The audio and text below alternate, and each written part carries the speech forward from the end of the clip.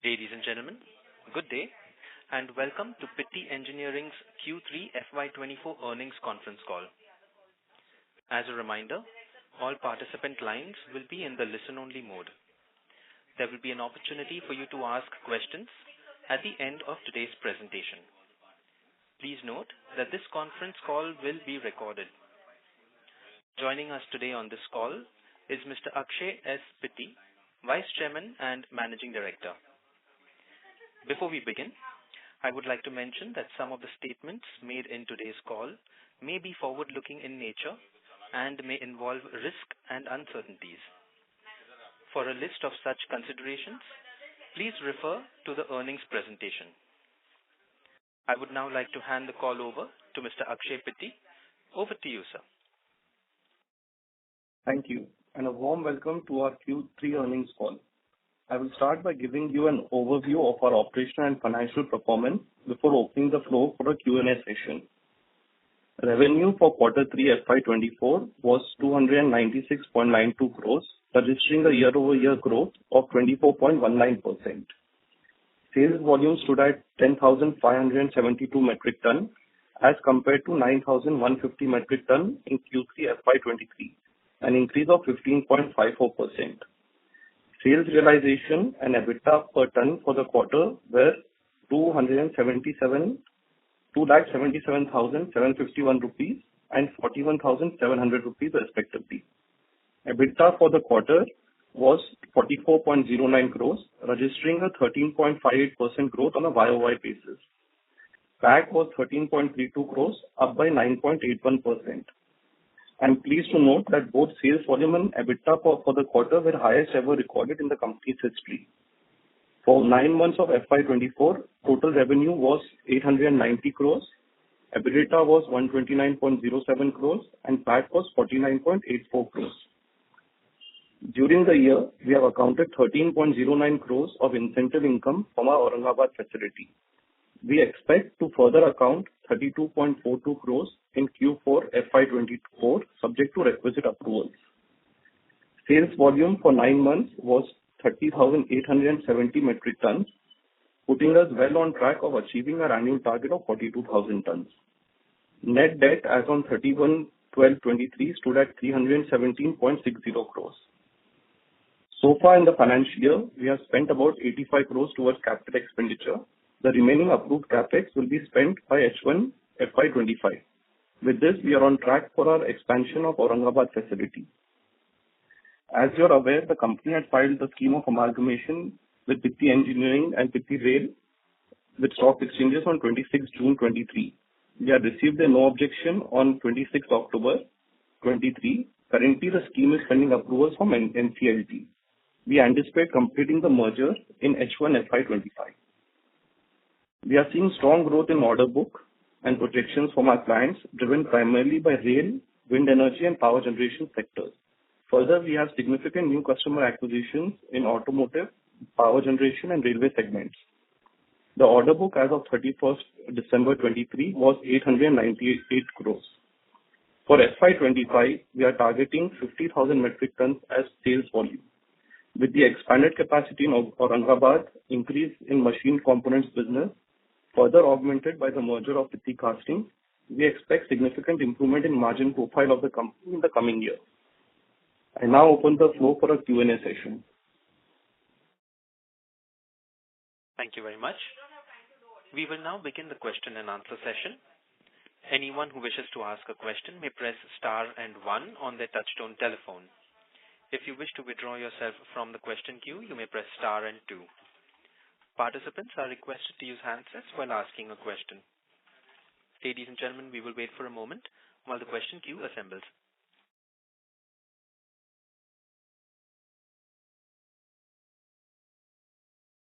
The first question is from the line of Nesar Parekh with Native Capital.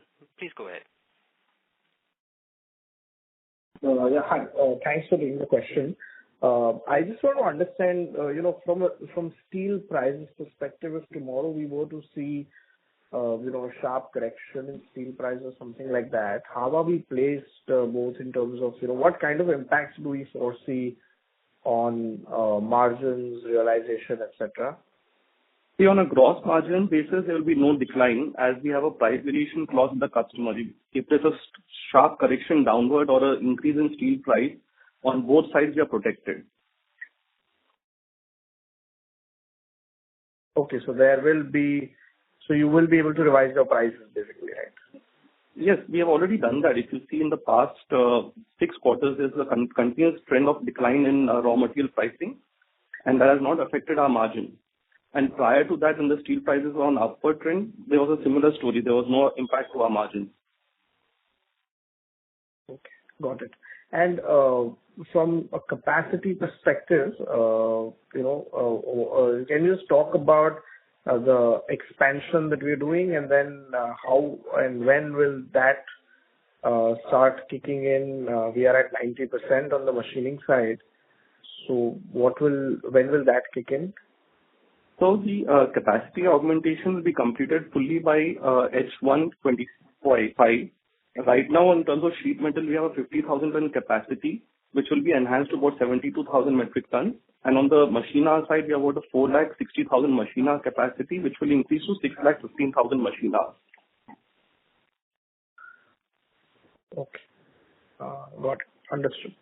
And you did give some brief highlights of the sectors that you're seeing demand in. Can you elaborate a bit, in terms of your order book or order inflow? What is the order inflow like, and what is the order book, and what is the growth year-on-year? See, overall, I would say if you see the consumer motors or the industrial motors side of the business, that is not growing as fast as the other segments. The growth is primarily driven by railways and renewable energy and power generation segments. Okay. And what would be your order book or order intake growth, if besides the revenue, if we can look at some of that metrics? Can you share those metrics? If you see the order book and you adjust it for the selling price for the quarter, we are seeing about a 25 to 30% increase in the order book, adjusted basis. Q2 FY23, we had a closing order book of 716 crores, and for Q3, it is about 898 crores. Okay, got it. All right. Okay. Thank you so much. Thank you. The next question is from the line of Prathamesh Dahake from Motilal Oswal. Please go ahead. Hi, sir. I'm audible? Yes, you're audible. Please go ahead. Hi. So my first question is regarding gross margins in this quarter. So we can see that our contribution from exports has also increased by 5% year-on-year, as well as our value addition from the contribution value-added products has also increased by 2 percentage points. What is the reason our gross margin only increased by 1 percentage point? That is my first question. Second is regarding our overheads. Our employee expenses have increased in line with our year-on-year revenue growth. Any reason for the same? And our other expenses have also increased by 2 percentage points. What is the reason behind the same? Yeah. So see, the gross margin and export correlation that you're trying to do does not work. As you know, the selling price or the value addition that we do for the product, whether it's in the domestic market or the export market, is same. So you will not see a margin improvement just because exports are more or exports are less. It's got to do with the product mix. And if you see the increase in 1% gross margin, I think that is fair, keeping in line with the kind of product mix that we've had. In terms of overhead and employee costs, there's the normal increments that are there. Plus, in addition to that, we are obviously going to start the staffing of our various departments ahead of the capex. So that would be the reason probably why you're seeing a marginal increase in employee cost. And other expenses would be the same reason. Okay, sir. It's not going to track perfectly as per your sales. Obviously, all those expenses and other things have to happen prior to the capex that we start doing. Agreed. So, what are the products that currently we are exporting as of now? We are exporting products for all the other segments that we cater to, like the railway segment, the wind energy segment, the power generation segment, mainly the motor and generator components and some machine components. So is it mostly loose lamination or something like that? Because even if that contribution, if realization is not same for both exports or domestic, still I am unable to understand if it would have been a better product, our GM should have improved, right? It's not a better product, it's the same product. So if you take the customer, we supply to the same customer in India and in the US market. So the product does not change, or the profile of the product does not change. It's a similar product. It's just that the consumption point is in India or it's in US. That's the only difference in our product. Aren't realizations better in exports, just on a like-to-like basis? No, there's no difference in realization in exports. The packaging cost, the interest cost, or the freight cost related to export would be added. So there's additional cost also when the export is there.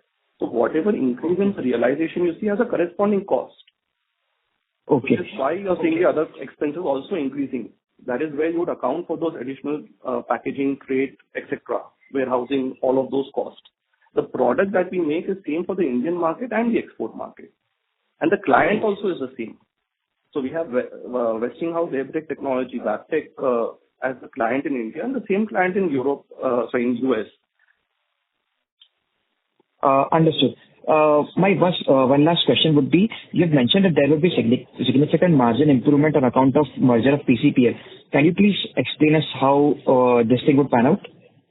So it's not only on account of PCPL. If you see, I'm mentioning due to the increased volume. Firstly, we are going from 42,000 tons to 50,000 tons next year. So obviously the economies of scale will kick in and your overhead costs on a per ton basis would be further distributed. In addition to that, the increase in machine component business is going to add value. And when you merge Pitti Casting, obviously the EBITDA that company is doing will get added to our EBITDA. And if you see the sales profile of that company, approximately 70% of its revenue is derived from procurement from Pitti Engineering. So when we consolidate the two companies' balance sheets, the sales would the common sale would be removed and the EBITDA margin would get added. So that itself, if you see, would yield in significant margin improvement. All these three measures put together. Okay. Understood. That's all from my side as of now. Thank you. The next question is from the line of Karan Kamdar from DR Choksi Finserv Private Limited. Please go ahead. Thank you for the opportunity. So what I wanted to understand is other expenses. Can you throw some color? I think you already explained due to the new capex. If you could throw some a little more of a color that when can we expect to stabilize as a percent of revenue, that would be helpful. See, other expense will not typically be linked to percentage of revenue. It also has to do with, other expenses where we account for the packaging cost, the forwarding costs, carried outward. So depending on the location, like if you see the exports are slightly higher in the current last quarter, therefore the corresponding expenditure related to those would be higher. There won't be a linear transition from revenue to other expense. Okay. So can you give like a rough date on a fixed and a variable basis of other expenses? So that would give more clarity, as in how much would be fixed and how much of it would be variable. See, out of the, let me just hold on for 1 second. Out of the 30 crores of other expenses in last quarter, about 15 odd crores would be fixed and the other would be variable in nature.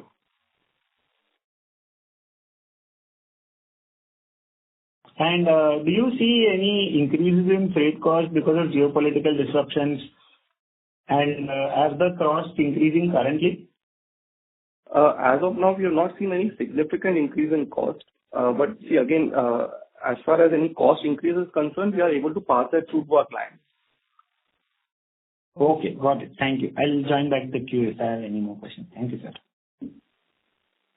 Thank you. The next question is from the line of Umesh Jain from Kotak Life.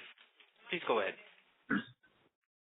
Hi, thanks for the opportunity and congrats on a very good set of numbers as well as the guidance. My question is on Pitti Casting. If I remember correctly, the company had some unabsorbed losses, and post-merger, I assume we will be able to set off with our existing listed operations. So what's the total number of unabsorbed losses that we have we can utilize in future? As of 31st March 23, the unabsorbed losses in that company was approximately 80 crores. Okay. and that the entire 80 crore will be available for us to utilize in the listed operations. So I assume tax rate in FY25 for us should be lower. Yes. Okay. That's it from my side. Thank you. Thank you. The next question is from the line of Sanjeev Garbade, an individual investor. Please go ahead. Yeah, sir, my first question is regarding how is the business environment in machining business and how is it panning out in Europe? So, machining business is quite buoyant. If you see today in the China Plus One strategies that a lot of the MNCs are using, the biggest opportunity for us to grow our business is in machine components, whether it is casting that you machine or fabricated parts. As far as specifically Europe is concerned, it's a good market to enter. The overall European market is down, but because they are trying to divert some of the sourcing to India, we are seeing a good amount of demand coming from Europe and North America both. Okay. And how many new components we would have added in the railways business, sir? I won't have that number offhand, but it would be at least about 50 different kind of components and assemblies put together. All right. And sir, one last question on the financial side. Our gross debt has been steadily building up over the last few years. What would be the net debt by the end of this financial year? The net debt by the end of this financial year should be within line of what we had guided earlier. We are seeing a peak debt of 375 crores, what we had targeted earlier. We've not crossed that. Okay. Okay, sir. Thanks and all the best. Yeah. Thank you. The next question is from the line of Tanish from Bees Capital. Please go ahead. Can you give me a trend of raw material prices this quarter versus last quarter? Sorry, you're not audible. Can you give me a trend of current raw material prices versus last quarter? For the last quarter to this quarter, the raw material prices have remained stagnant. Okay. And how are the margins across different segments, like railways or other segments enjoy higher margins, or is it similar across the segments? See, the margin profile depends on the type of product that we supply. The more value add we do, obviously has more margin impact. In terms of machining versus lamination, machining would have a higher margin when compared to lamination. No, I'm talking about the segments, like say railways have a higher margins or your power segment enjoy, or is it similar across the profile? It is similar across the profile of end market. It's only differentiated by the level of value add we do, and the other differentiation is in lamination versus machine component. Machine component is superior to lamination in terms of margin, and within lamination, the level of assembly and value addition defines the margin profile of that particular product. So it is very possible that you supply a very highly assembled and value-added product along with machining to any segment. Okay. Thank you. Thank you. We have the next question from the line of Mukund, an individual investor. Please go ahead. Hello, sir. I just wanted to know your CapEx plan for the next 3 years and also the debt profile for the next 3 years, if you can elaborate on that. So in terms of CapEx for the next 3 years, see, firstly, let me just start by, giving the 6-month plan. By September of 24, we will finish the budget approved CapEx that we had announced in the past. So that amount is about 120 crores, if I remember correctly, which will be completely capitalized by September 24. Beyond that, we are not looking at any significant CapEx today. We'll have probably 30-40 crores worth of CapEx ongoing every year. Okay. Thank you, sir. Thank you. The next question is from the line of Prathamesh Dake from Motilal Oswal. Please go ahead.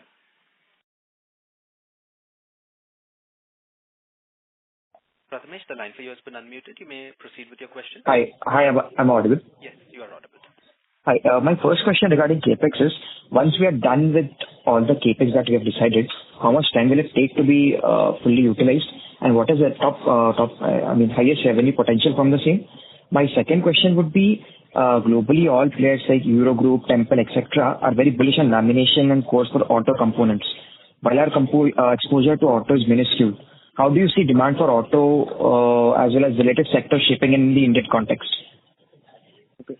So see, from the capex done to the time you asked when we can utilize the full capacity. So our capacity utilization first is about 80% of installed capacity based on historic levels. That is what we target to achieve. For FY25, we set a target of 50,000 tons. For FY26, we are already on record setting a target for 57 to 58,000 tons. So that would be, peak utilization. Okay. After we, or when we come close to achieving that, we will look at any additional capex, looking at the market at that date to further enhance the capacity. In terms of automotive business, you're right, Temple, Eurogroup, Fine-Tool, these companies are very bullish on automotive, especially EV traction motor related components. But if you see in India, the manufacturing of those EV motors, especially four-wheelers, is not happening in country today. So the opportunity in India for EV motors manufacturing lamination is a potential which can mature in some time. Today, we are trying to get into the automotive segment. So if you see, we have some of the automotive players already listed as our clients now, and further we are acquiring more clients, which we'll be announcing in the next quarter. We are getting into their IC part of the business. So we are getting into something like generator-related products or starter motor-related products to get into that ecosystem. And when those companies will start producing products for EV traction motor, we would be ready to supply those products to them. On the EV product side specifically, we are supplying for two-wheelers already. The numbers and volume in that segment is growing, but the revenue potential is very small. In terms of revenue potential per two-wheeler, I think our product will not be more than $1,000-1,500 for one lamination core. In the four-wheeler, it becomes significantly higher. Understood. And if we were to, let's say, on a very, very broader level, divide our product portfolio into core lamination, only loose lamination, semi-assembled and fully value assembled, how do you see the margins or gross margins varying? If you could give us some color as to if everything in our kitty goes into fully value added, how much margin improvement can we expect on a gross margin level? See, on a segment basis, the quantum of fully assembled changes. So if you take a appliance or consumer product, something like a fan, there's not that much value add that you can do on a particular product. These are something, say, like a data center or renewable energy, where there are large shafts, different kind of child parts, castings, which you can integrate into the product. If you take in terms of the volume, the loose lamination to semi-assembled to the fully assembled lamination. Fully assembled would be about 10% of revenues right now, and semi-assembled would be the remaining. We already give you the breakup of assembled and loose. So about the total product mix, I think 75% is assembled, of which about 10% is that fully assembled. Okay. The stator core and shaft and all those things integrated. Okay. And 25% is loose. In our major end sectors like railways, energy, renewable energy, if I were to see margins, if I just give loose lamination versus if I give a fully assembled thing, how much extra do we enjoy in terms of gross margin? If you could tell us, if you could give us some color on that. See, in terms of revenue, I would be more comfortable giving instead of gross margin. Firstly, if you take a loose lamination, the loose lamination would be somewhere around 180,000 rupees per ton in terms of selling price. And in terms of a fully assembled product solution on the stator and rotor both, that would be about close to 9 to 10 lakh rupees a ton. Okay. Okay. So that you can probably kind of get an idea as to the gross margin potential. Okay, understood. Okay, that's all from my side. Thank you. Thank you. The next question is from the line of Mukund, an individual investor. Please go ahead. Hello, sir. A year ago, in one of the ConCall, your long-term goal was in 10 years, we should be touching a revenue of 7,000 to 8,000 crores, which is like close to $1 billion plus. And in terms of metric tons, 150,000 metric tons was what was the goal that we wanted to achieve in the next 10 years. Now, how far are we? No, it's been a year. No, so are we on track on it, or no, how are we progressing towards it? Yeah, I think 150,000 metric tons of sheet metal sales in 10 years is a goal that we are very confident of achieving. We are on track. There are developments which we are undertaking. Shortly, you'll see the result. It should kind of give you an idea as to where we are heading.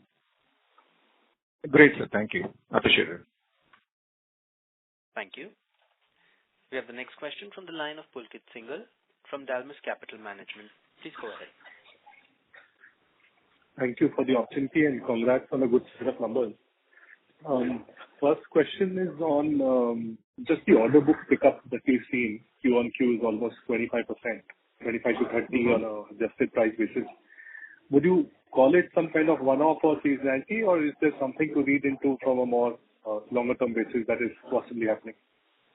See, on a longer-term basis, if you see, we are getting more order inquiries, as we had mentioned in the past, also from the European markets. So those orders are typically a longer cycle order book. So that is the reason why you're seeing this growth. Especially from the marine segment and the wind power segment, we are seeing huge order input from the European markets. In addition to that, the overall wind energy market in India also is picking up significantly. And wind as a segment has a longer visibility in terms of order book. Okay. But so export as a component of order book, how has that possibly changed? I don't have that number offhand, but if I have to estimate it, I would say that out of the 30% growth that you're seeing in adjusted value order book, more than half, maybe 60-65% is driven from the export side. Understood. And this you're seeing continuing into 4Q and forward into FY25 as well? Yes. See, on the export side, the value-added product is more prevalent on the export side. So we are seeing a lot of transition from loose to more assembled lamination and from assembled to even more assembled products in the export business going forward over the next 1 year. Understood. Okay. So the value per ton on export will keep going up. Got it. And it ties up with your, what you talked about exports. I mean, whatever it be in terms of China plus one or European costs going up. So that structural aspect, because they're finally playing out in orders as you say now. And secondly, in terms of the non-motor part of the business, that is non-laminations or anything to do with motors, how big is that now, FY24? How are you seeing that, shape up over the next 2 years? Because when you talk about targets purely in terms of tonnage, I'm presuming that can be a bit misleading because that just talks about the motor side of the business. See, non-motor related revenue, non-motor generator related revenue, we would be targeting the 500 crore top line by FY27. Okay. And where is that right now, FY24 broadly? See, right now we don't have a number for pure non-motor because there are so many components that we do machining and castings of which go into the motor component that we don't track them separately. But if I were to estimate it, it should be about 125, 130 crores top line today. Understood. So this 125 is what you're saying may go to 500 effectively. 500. That is the basic rationale for acquiring the foundry and merging it into the list scope. Understood. And almost 30% of sales, which is external. So almost, I would say, maybe 50 crores is added purely from an acquisition perspective. So yes. It's still closer to 170 going to 500. So that's to that extent, realization per ton can significantly go up. I mean, the tonnage aspect will not be capturing this part of growth, which was kind of. Yes, exactly. And the EBITDA per ton also will go up because of this. So it'll be good if we can, kind of start disclosing this, I mean, annual or quarterly, because this is a different vector of growth and has nothing to do with tonnage. And, we are working on that. So we are trying to work on trying to put a metric where we can kind of separate these two verticals and, kind of give ideas at least on the top line and the gross margin. Maybe we'll not be able to distill it down to EBITDA basis, but at least on a gross margin basis to give you a segment. So we are working on that. I think post the integration of the foundry unit, it'll become easier for us to kind of do that accounting and share with the team. Understood. Right. Okay. Thank you and all the best. Thank you. Thank you. The next question is from the line of Nesar Parekh from Native Capital. Please go ahead. Yeah, thanks for the follow-up. In this quarter, around 50% is obviously railways, so 150 crore of run rate in the quarter. So I just wanted to understand, one, is this sustainable?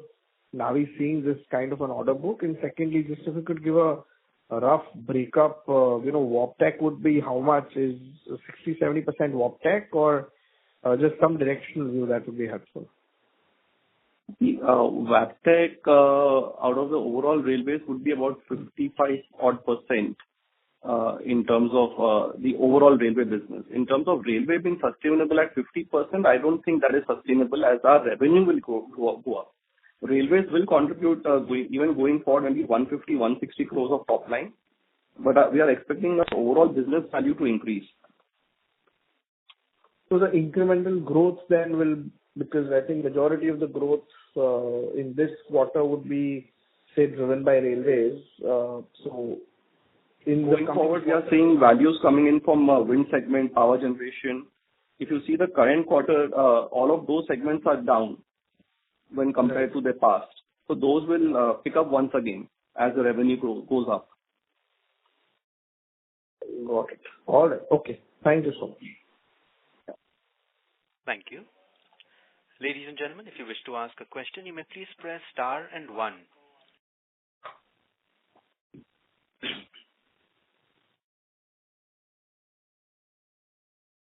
To ask a question, ladies and gentlemen, you may press star and 1 on your touchtone phones. We have the next question from the line of Bhavani Kumawat from Phillip Capital. Please go ahead. Yeah. Sir, your line is sounding muffled. If you could use a handset to speak, sir, please. Is it now better? Slightly better, sir. Please go ahead. Thank you, sir, for the opportunity. Just wanted to ask one question. Recently, in the budget, they have announced to convert normal bogies to Vande Bharat standard. So is there any kind of opportunity lying for us? Hello. I can't understand what you're saying. It's very muffled. Hello? Hello? Yes, sir. Hello? Please go ahead. Sir, I request you to please move to an area with better network. Hello, is it audible now, sir? This is much better, sir. Please go ahead. Yeah. So, sir, just wanted to understand that recently government has announced in its budgets to convert normal bogies into the Vande Bharat kind of standard. So, is there any opportunity lying for us in this segment? Just wanted to tell your view on this. So in that, we won't have any significant opportunity, as they are trying to upgrade the existing train system into the interior standards and the quality of Vande Bharat. Where we have the opportunities in something like a Vande Bharat, where the coaches itself are self-propelled. So on the self-propelled coaches, yes, we have an opportunity. On the new locomotive, we have an opportunity. We don't do any parts which are on the inside of the locomotive, like your berth or toilet or, those lighting, all of those kind of things we don't do. Understood. Also, sir, it will be helpful if you can give 2 or 3 revenue drivers going ahead from some segments or any order in pipeline. That will be very helpful for us. So, if you see, the railway business has grown significantly in the last quarter, which I see continuing going forward. In addition to this, on the power generation and wind power segment, we are seeing good growth coming over the next couple of quarters. We have some new customer acquisition also in both of those segments, apart from regular product development happening. Understood, sir. Understood. Thank you so much for the opportunity, sir. Thank you. Participants, you may press star and 1 to ask a question.